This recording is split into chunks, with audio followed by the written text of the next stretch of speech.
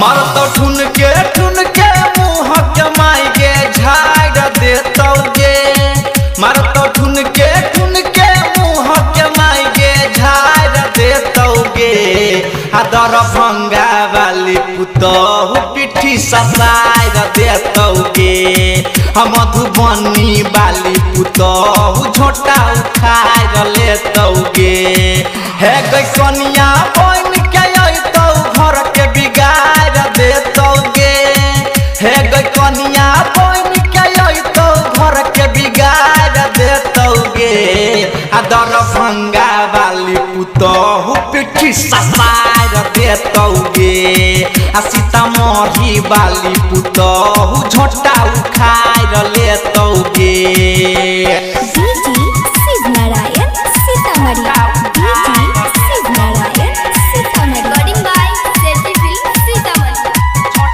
क्या नाम है आपका?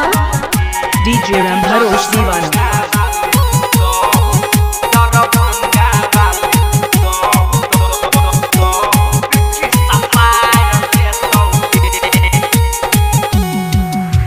नया नया कनिया रहतौ त गोर हाथ दबैतौगे। नया नया कनिया रहतौ त गोर हाथ दबैतौगे। जेहने जेहने दिन बिततौ पीठी पर ढोल बजैतौगे। मारतौ बेलने बेलने कपार के फाड़ देतौगे। तोरा मारतौ कपार के फाड़ देतौगे। खगड़िया वाली पुतहु पिठी ससार देतौगे। मधेपुरा वाली पुतहु झोटा उखाड़ लेतौगे। बुझले गे माई?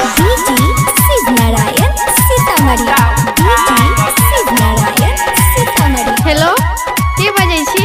डीजे राम भरोस दीवाना। क्या नाम है आपका? डीजे राम भरोस दीवाना। चंगहा ये जा बाजार।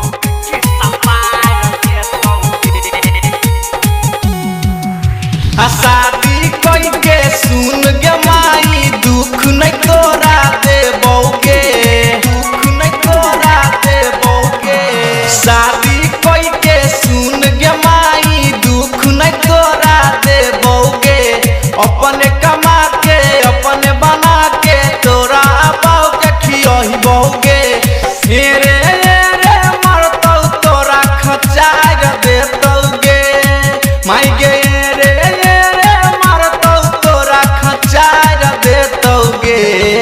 मोहसरी वाली पुतहु पिठी ससार देतौगे।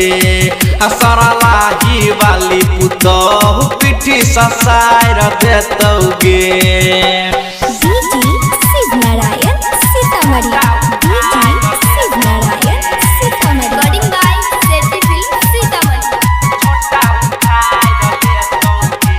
डीजे राम भरोस दीवाना।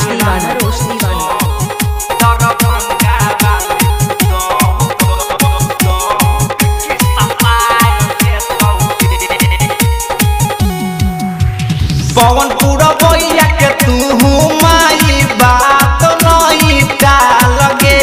बात नहीं टालगे। पवनपुर बैया के तू माई बात नहीं टालगे।